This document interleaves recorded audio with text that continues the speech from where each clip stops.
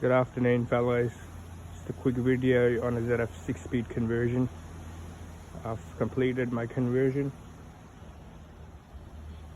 Just thought would post a video on just because I couldn't find much information online, and whatever I did, I still came by a lot of issues that I had to fix them on my own. So this is a quick layout of what I used and how everything works. To do the full conversion, you'll need basically all of this stuff. So this is all out of 5-speed. This is all 5-speed stuff. For 5 to 6, no one would do that. But this is what you will really need to do the conversion. Obviously, it's a supply and demand issue, and 5-speed gearboxes, they're really shit.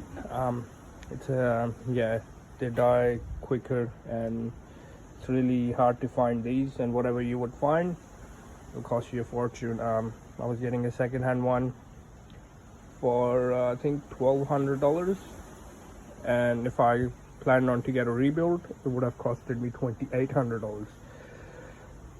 This gearbox has already been changed. I serviced it earlier in Feb, and I saw these dates from wreckers. It wasn't long, but it's already been changed and replaced, and it still started giving me a transmission issue. So I plan on to go ahead with the 6-speed conversion. The only reason was I'm a Ford fan, and I maintain my car well. I've got all Nolotane or Super Pro bushes all around, and I didn't want to sell this and buy another one and do the whole thing all over again. I wanted something permanent, so I just moved over to a 6-speed conversion. Back to the topic now. What would you need? Yep, so you will need a body harness, which is the harness that goes next to the passenger seat fuse box, the side, to your ECU, all the way up the front. And this section goes into your fuse box here. You don't really need this part of the body loom, because I didn't put it in and it still worked. It'll just save you some time. You wouldn't have to take the guard off and put all of these wires through like a tiny ass hole. This is still alright, but putting the wires in the engine loom, like in the body loom where it goes to the ECU, this is the hard part.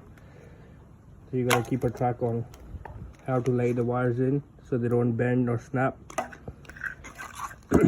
Alright, body loom's ticked.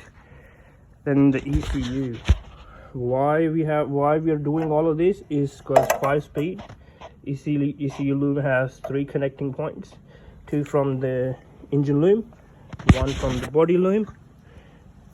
This is because a lot of the gear changing decisions are made in the ECU, where in a 6-speed's got TCM.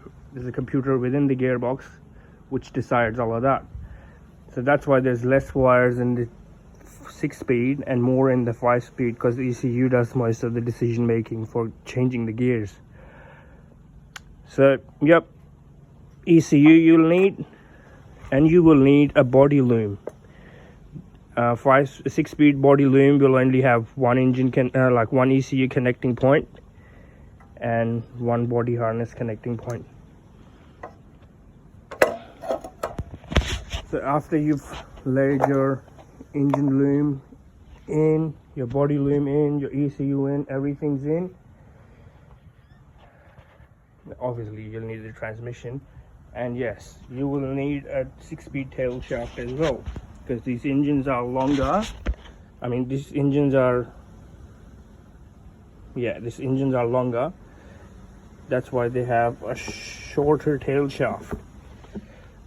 I mean, engines are transmissions. These transmissions are shorter. That's why it has a longer tail shaft, where 6-speed transmission ends up somewhere here. So you need a longer tail shaft. So you will need that tail shaft. You can leave the diff. I didn't change the diff. It works just fine.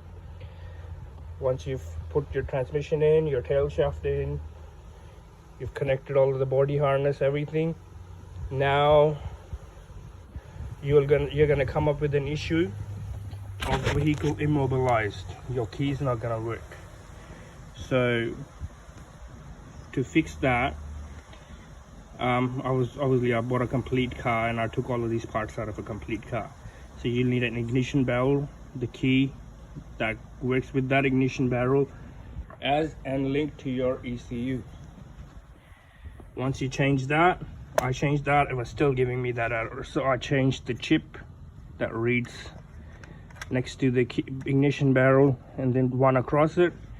And then there is this tiny ass computer that's on the left side of the ICC. So right underneath the ICC, it'll be on the left, right bottom corner next to the brake pedal. I changed that and it would still not start. So then I changed the instrument cluster. They had roughly around the same kilometer, so it didn't bother me that much. So I changed that. Once I changed that, the car still wouldn't start, so I just give it a quick reset. I've got a cheap Timu code reader, quickly resetted it, started it, and it worked fine. However, my ICC was showing the code, so I used the original ICC and the ICC started working. I read on the forums and watched other videos, and it says that you got to change this chip in the shift assembly. That will help it to work, because you'll get a transmission not in park error. However, I didn't change that and I wasn't getting any of those errors, but just for further hassle, I took the part off. I'm like, I might as well, if it gives me an error, I'll change it. It's only like 4 screws holding on to the central console. Slide it back, undo these 3, undo this little chip here, and yeah, switch that. Once I went through all of this, the car finally started. It took me almost 5 days, full 5 days. It took me that long because the other car sort of parked at my cousin's house, and I completely stripped the whole car. So basically I had to do this thing twice. But the good part about it was I picked up a lot of stuff. I learned a lot of stuff, how to take all of these out. And because obviously that was the car that we were wrecking, so I wasn't really fussed about breaking or snapping anything. But yeah, this is what you will exactly need for a 5 to 6 speed conversion. My car is fully converted now and drives like a beast, mate. It just keeps going. It doesn't want to stop until you give up. Thanks for watching. If you have any questions or you want to know the cost breakdown, shoot me a comment and I'll make a video on it. I will post some pictures of me taking parts out of the other car and putting it in this car. However, if you want me to make another video on how much would it cost and what it will really take and what kind of tools you need, let me know. I'll post another video up. Thanks for watching.